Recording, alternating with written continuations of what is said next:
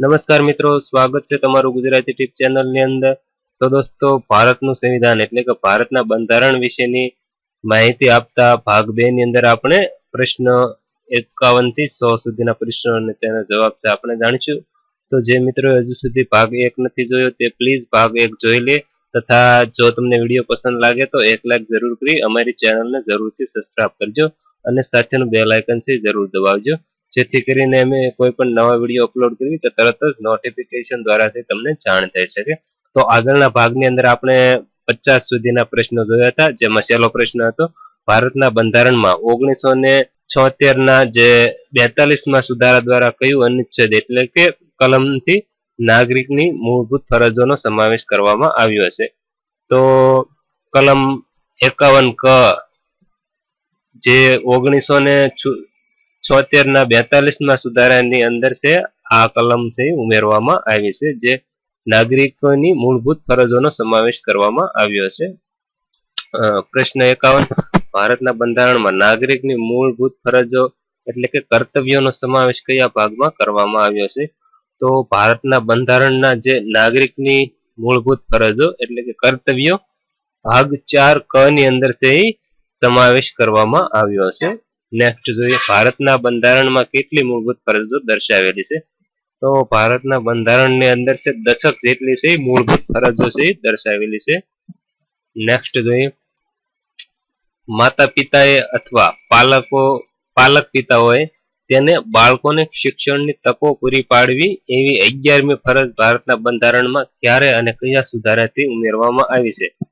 તો જે બાળકોના માતા પિતા હોય અથવા તો પાલક પિતા હોય તો તેઓએ બાળકોને શિક્ષણની દરેક તકો છે પૂરી પાડવી, આવું છે આવી ફરજ છે 11મી ફરજ છે, અને એ 2002 ના જે 86માં સુધારાથી આ છે ફરજ ઉમેરવામાં આવી છે.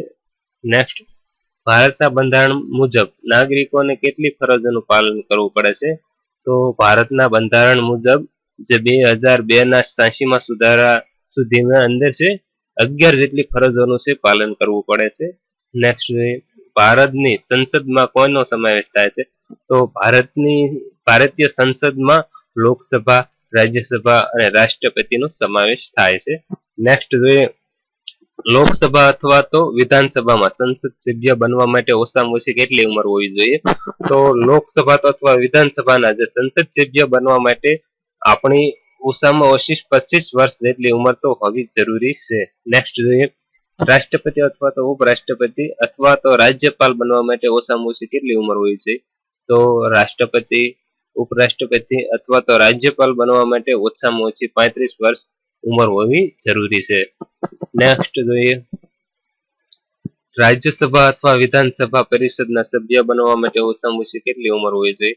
તો રાજ્યસભા અથવા તો વિધાનસભા પરિષદના સભ્ય બનવા માટે ઓછામાં ઓછી 30 વર્ષ ઉંમર હોવી જરૂરી છે. નેક્સ્ટ જોઈએ, વડાપ્રધાન અથવા તો મુખ્યમંત્રી બનવા માટે ઓછામાં ઓછી કેટલી ઉંમર હોવી જોઈએ? તો વડાપ્રધાન અથવા તો મુખ્યમંત્રી બનવા માટે ઓછામાં ઓછી 25 વર્ષની ઉંમર છે મર્યાદિત છે. 25 વર્ષની નીચેના છે વડાપ્રધાન અથવા તો પ્રધાનમંત્રી ઉમેદવારી પત્ર ભરી શકતા નથી. નેક્સ્ટ જોઈએ, રાષ્ટ્રપતિનો હોદ્દો ભારતના બંધારણના કયા અનુચ્છેદ એટલે કે કલમને આધારિત છે? તો રાષ્ટ્રપતિનો હોદ્દો છે કલમ નંબર 52 ના આધારિત છે. ભારતના બંધારણના કયા અનુચ્છેદ હેઠળ રાષ્ટ્રપતિ સામે મહાભિયોગની કાર્યવાહી કરી દૂર કરી શકાય છે? તો ભારતના બંધારણના અનુચ્છેદ 61 મુજબ રાષ્ટ્રપતિ સામે આપણે મહાભિયોગનો કાર્યવાહી કરી અને તેને રાષ્ટ્રપતિ પદેથી દૂર કરી શકાય છે. નેક્સ્ટ, ઉપરાષ્ટ્રપતિનો હોદ્દો ભારતના બંધારણના કયા અનુચ્છેદને આધારિત છે? તો અનુચ્છેદ 63 આધારિત છે ઉપરાષ્ટ્રપતિનો હોદ્દો છે આપેલો છે. નેક્સ્ટ જોઈએ, ભારતના બંધારણની કઈ કલમ હેઠળ ભારતને એટર્ની જનરલની નિમણૂક કરવામાં આવે છે? તો કલમ 76 મુજબ છે એટર્ની જનરલની નિમણૂક કરવામાં આવે છે. નેક્સ્ટ જોઈએ, ભારતના બંધારણના સર્વોપરી વડા કોણ ગણાય છે? તો ભારતના બંધારણના સર્વોપરી વડા છે રાષ્ટ્રપતિ ગણાય છે. નેક્સ્ટ જોઈએ, રાજ્યના બંધારણીય વડા કોણ ગણાય છે? તો રાજ્યના બંધારણીય વડા તરીકે રાજ્યપાલ છે ગણાય છે. નેક્સ્ટ જોઈએ, રાજ્યપાલનો હોદ્દો ભારતના બંધારણના કયા અનુચ્છેદને આધારિત છે? તો રાજ્યપાલનો હોદ્દો ભારતના બંધારણના અનુચ્છેદ 153 ને આધારિત છે. નેક્સ્ટ જોઈએ, રાજ્યસભાના સંસદ અથવા તો વિધાન પરિષદના સભ્યોની મુદ્દત એટલે કે કાર્યકાળ કેટલા વર્ષનો હોય છે? રાજ્યસભા તો અથવા સંસદ સભ્ય જે હોય છે તેની મુદ્દતનો કાર્યકાળ છે 6 વર્ષ સુધીનો હોય છે. નેક્સ્ટ જોઈએ, તો લોકસભા અથવા તો વિધાનસભાના સભ્યોની મુદત એટલે કે કાર્યકાળ કેટલો હોય છે?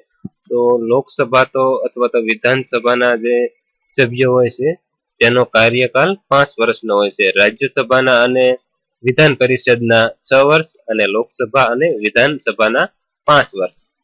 નેક્સ્ટ જોઈએ, રાષ્ટ્રપતિને તેમના હોદ્દાના શપથ કોણ લેવડાવે છે? તો રાષ્ટ્રપતિને તેમના હોદ્દાના શપથ છે સુપ્રીમ કોર્ટના મુખ્ય ન્યાયાધીશે એ લેવડાવે છે. નેક્સ્ટ જોઈએ, તો રાજ્યપાલને તેમના હોદ્દાના શપથ કોણ લેવડાવે છે? તો રાજ્યપાલને સર્વોચ્ચ અદાલત એટલે કે હાઈકોર્ટના છે એ મુખ્ય ન્યાયાધીશ લેવડાવે છે. રાષ્ટ્રપતિને સુપ્રીમ કોર્ટના અને રાજ્યપાલને હાઈકોર્ટના. નેક્સ્ટ જોઈએ, રાષ્ટ્રપતિ અને ઉપરાષ્ટ્રપતિની ગેરહાજરીમાં રાષ્ટ્રપતિ તરીકેની ફરજ કોણ બજાવી શકે છે? તો જ્યારે ઉપરાષ્ટ્રપતિ અને રાષ્ટ્રપતિ બંનેની ગેરહાજરી હોય ત્યારે રાષ્ટ્રપતિ તરીકેની ફરજથી સર્વોચ્ચ અદાલત એટલે કે સુપ્રીમ કોર્ટના જે મુખ્ય ન્યાયાધીશ હોય છે એ બજાવે છે. નેક્સ્ટ, રાજ્યસભાના અધ્યક્ષ કોણ છે? તો રાજ્યસભાના અધ્યક્ષ ઉપરાષ્ટ્રપતિ હોય છે. નેક્સ્ટ જોઈએ, આપણા દેશમાં વડી અદાલત એટલે કે સુપ્રીમ કોર્ટના ન્યાયમૂર્તિઓને કોણ નિમે છે? નિમણૂક કોણ કરે છે? તો આપણા દેશની જે વડી અદાલત એટલે કે સુપ્રીમ કોર્ટ છે અને હાઈકોર્ટ છે તેના જે ન્યાયમૂર્તિ હોય છે તેમની નિમણૂક છે રાષ્ટ્રપતિ દ્વારા કરવામાં આવે છે. નેક્સ્ટ, રાજ્યપાલને પોતાના હોદ્દા પરથી હટાવવાની સત્તા કોની પાસે હોય છે? તો રાજ્યપાલને પોતાના હોદ્દા એટલે કે ફરજ ઉપરથી હટાવવાની સત્તા છે રાષ્ટ્રપતિ પાસે હોય છે. નેક્સ્ટ, સર્વોચ્ચ અદાલત એટલે કે સુપ્રીમ કોર્ટ ના ન્યાયાધીશની નિવૃત્તિ મર્યાદા કેટલી હોય છે? તો સર્વોચ્ચ અદાલત એટલે સુપ્રીમ કોર્ટની જે ન્યાયાધીશ હોય તેની નિવૃત્તિની મર્યાદિત 65 વર્ષની હોય છે. નેક્સ્ટ, ભારતીય બંધારણના કયા અનુચ્છેદ મુજબ ચૂંટણી પંચની રચના કરવામાં આવે છે? તો ભારતીય બંધારણની અંદર અનુચ્છેદ 324 મુજબ છે ચૂંટણી પંચની રચના કરવામાં આવે છે. નેક્સ્ટ જોઈએ, ચૂંટણી પંચના અધ્યક્ષની નિમણૂક કોણ કરે છે? તો ચૂંટણી પંચના અધ્યક્ષની નિમણૂક છે રાષ્ટ્રપતિ દ્વારા કરવામાં આવે છે. નેક્સ્ટ જોઈએ, ગ્રામ સભા ભારતીય બંધારણના કયા અનુચ્છેદ અંતર્ગત છે? તો ભારતીય બંધારણના જે ગ્રામ સભા આવે છે એ અનુચ્છેદ 243 ક મુજબ છે ગ્રામ સભા હોય છે. નેક્સ્ટ જોઈએ, લોકસભાએ પસાર કરેલો નાણાકીય ખરડો રાજ્યસભામાં કેટલા દિવસ સુધી રોકી શકાય છે? તો જ્યારે લોકસભામાંથી પસાર થયેલો કોઈ નાણાકીય ખરડો છે રાજ્યસભાની અંદર 14 દિવસ સુધી રોકી શકાય છે. નેક્સ્ટ, રાજ્યસભામાં રાષ્ટ્રપતિ દ્વારા કેટલા સભ્યોની નિમણૂક કરવામાં આવે છે? તો રાજ્યસભામાં રાષ્ટ્રપતિ દ્વારા છે 12 સભ્યોની નિમણૂક કરવામાં આવે છે. નેક્સ્ટ જોઈએ, ભારતીય બંધારણના કયા અનુચ્છેદ અંતર્ગત ભારતીય નાગરિકોને પુખ્ત મતાધિકાર મળેલ છે? તો ભારતીય બંધારણની અંદર અનુચ્છેદ 326 મુજબ છે ભારતીય નાગરિકોને પુખ્ત મતાધિકાર મળેલો છે. નેક્સ્ટ જોઈએ, ભારતીય નાગરિકને મત આપવાનો અધિકાર બંધારણ મુજબ કેવો અધિકાર ગણાય છે? તો ભારતીય નાગરિકોને મત આપવાનો અધિકાર બંધારણ મુજબ છે રાજકીય અધિકાર ગણવામાં આવે છે. નેક્સ્ટ જોઈએ, રાષ્ટ્રપતિ જાહેર કરેલા વટહુકમ સંસદ શરૂ થયા બાદ કેટલા સમયમાં મંજૂર થવો જરૂરી છે? તો રાષ્ટ્રપતિએ જાહેર કરેલો વટહુકમ સંસદ શરૂ થયા બાદ 6 અઠવાડિયામાં મંજૂર કરવો જરૂરી છે. નેક્સ્ટ, સંસદમાં નાણાકીય ખરડો મૂકવા માટે કોની પૂર્વ મંજૂરી જરૂરી છે? તો સંસદની અંદર નાણાકીય ખરડો મૂકવા માટે રાષ્ટ્રપતિની પૂર્વ મંજૂરી લેવી જરૂરી છે. નેક્સ્ટ, નગરપાલિકાનો ઉલ્લેખ બંધારણના કયા ભાગમાં કરવામાં આવે છે? તો નગરપાલિકાનો ઉલ્લેખ બંધારણના ભાગ 9 ક ની અંદર કરવામાં આવેલો છે. નેક્સ્ટ, બંધારણના કયા અનુચ્છેદ એટલે કે કલમ મુજબ નાણાં પંચ એટલે કે નાણાં આયોગની રચના કરવામાં આવે છે?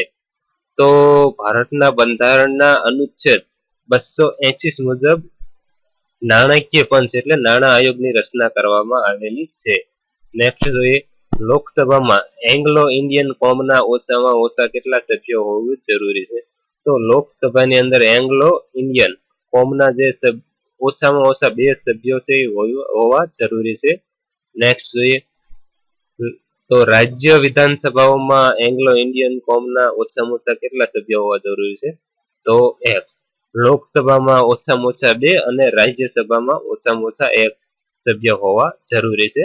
નેક્સ્ટ જોઈએ, રાષ્ટ્રપતિને લોકસભામાં વધુમાં વધુ કેટલા એંગ્લો ઇન્ડિયન કોમના સભ્યોની નિમણૂક કરવાનો અધિકાર આપવામાં આવ્યો છે?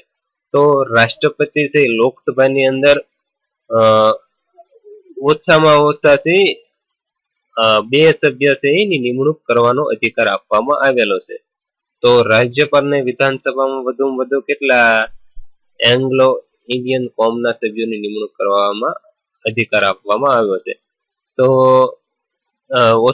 વધારેમાં વધારે 1 સભ્યને છે એંગ્લો ઇન્ડિયન કોમના સભ્યોની નિમણૂક કરવાનો અધિકાર આપવામાં આવ્યો છે.